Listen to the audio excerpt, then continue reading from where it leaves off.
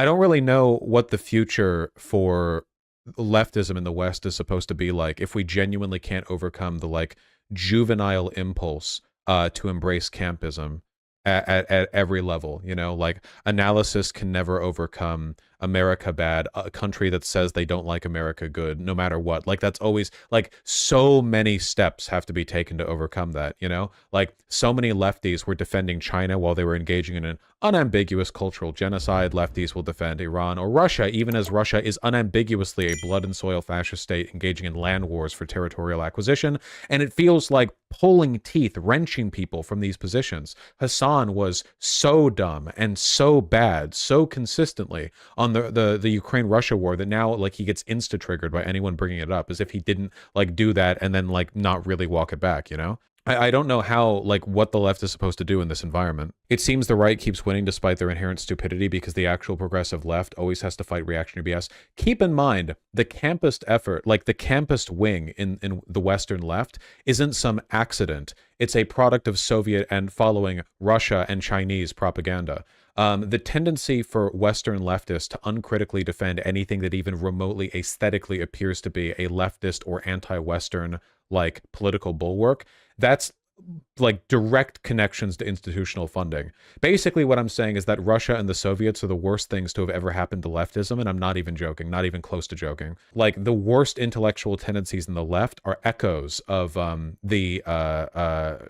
like, and not even echoes because it's still happening. The Russian government still promotes nonstop constant disinformation with an effort of to like sort of win over the sympathies of people who are critical of their government and are open to any propaganda that sounds like it's opening your mind to the other side of things, you know? China does the same thing, but a lot less aggressively, I feel. They're a lot less shameless about it. So, like, and considering the fact the Soviet and Russian governments have both been fascist and the Chinese government is fascist, I'm going to invoke horseshoe theory and say that the right wing gets its talking points out because they're backed by far-right billionaires, and the campist elements of the left wing that makes us weak in infight is also a product of right-wing billionaire funding, or at least government funding.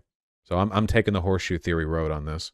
The only groups that have been consistently good, like regionally, tend to be anarchist groups. And that's why Western leftists don't like them. A lot of Western leftists don't like Rojava because, like Hassan, for example, because they're Kurds, and that means they're Western aligned, and they're not based in red pilled like the fucking caliphate or whatever. Yeah, they say they're CIA. Yeah, anytime anything good happens, you know, that isn't you know, explicitly opposed to American interests, it's the CIA. I thought anarchists were even more uninformed. Am I wrong? Anarchists are often very uninformed, and they tend to talk about and say stupid shit.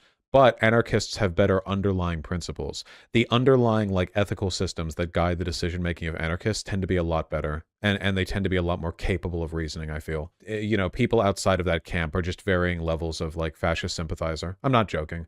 The kinds of lefties on Twitter who shit-talk anarchists, like really shit-talk them. Not saying like, oh, you know, anarchist bedtime discourse, whatever. I mean like actually shit-talk anarchists are almost always people who would have shot them in the back of the head in Spain or in Russia. How to change leftism image issues to normies? Fuck, man, I don't even know right now. Fucking, it's crazy how willing leftists are to throw away the W. Like the leftists had such an unambiguously morally correct position on what's going on in the Gaza Strip. They had like such a strong, easy, clear, you know, line to follow.